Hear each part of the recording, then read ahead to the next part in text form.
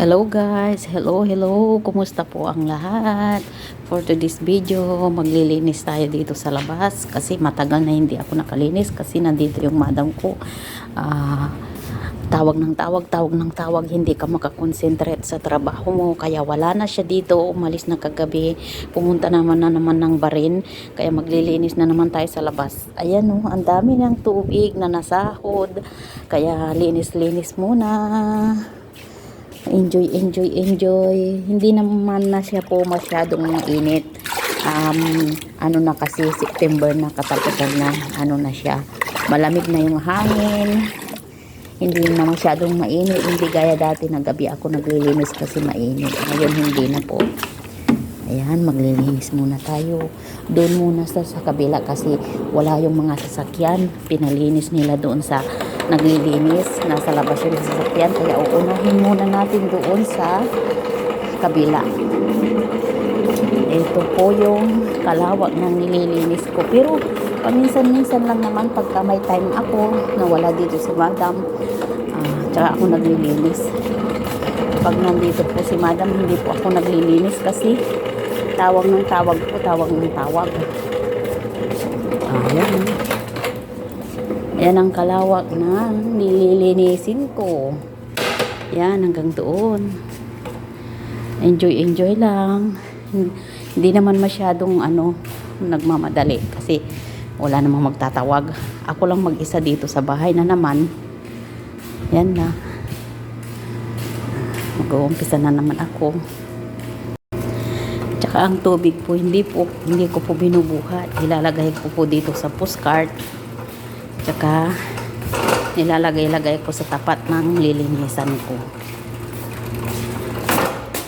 Magkakarga tayo ng tubig.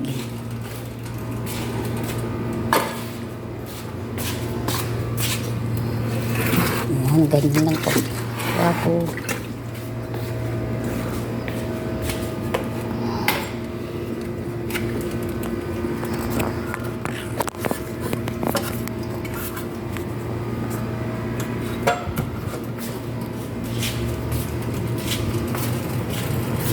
Tsaka ako ilalagay doon para pag nandoon na ako may tubig na akong gagamitin doon.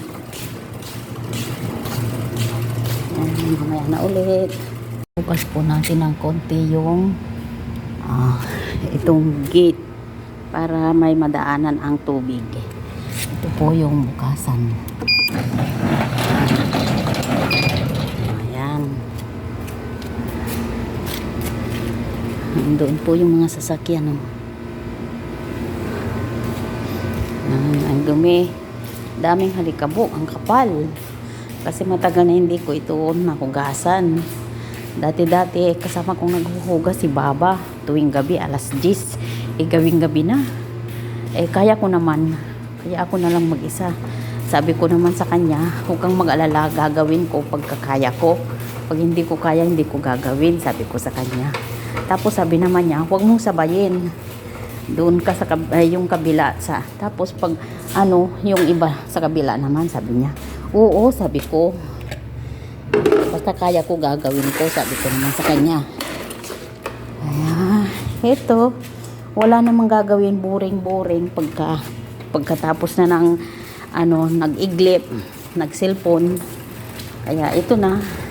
Wala naman dito si madam na tawag ng tawag. Pag nandito yung madam ko, hindi ako makakonsentrate sa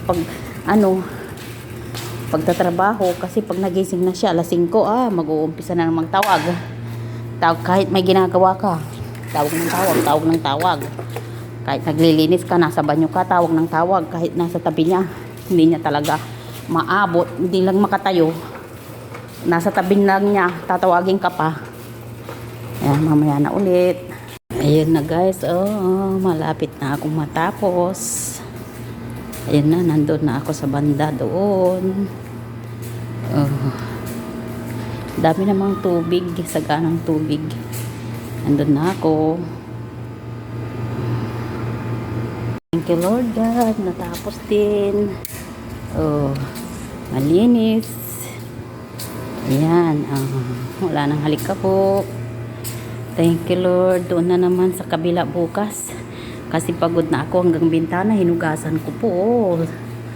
Kinanuhan ko ng tubig kasi daming tubig. Yan, magbubukas na tayo ng ilaw. Doon sa kabila.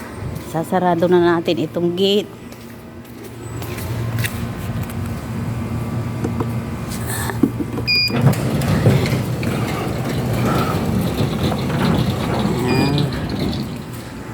Magbubukas tayo ng ilaw dito kasi medyo nakabukas na yung ilaw sa labas sa LAN. Yan, tsaka dito sa loob sa may dito. Yun. Thank you Lord. Tapos na rin. Bukas ulit. Bigyan mo ako ng sapat na lakas, sapat na kakayahan Lord. Para magangpanan ko na naman ng tama at maayos ang aking tungkulin sa araw-araw. Thank you Lord God. In Jesus name. Bye bye. Hanggang dito lang ang aking vlog.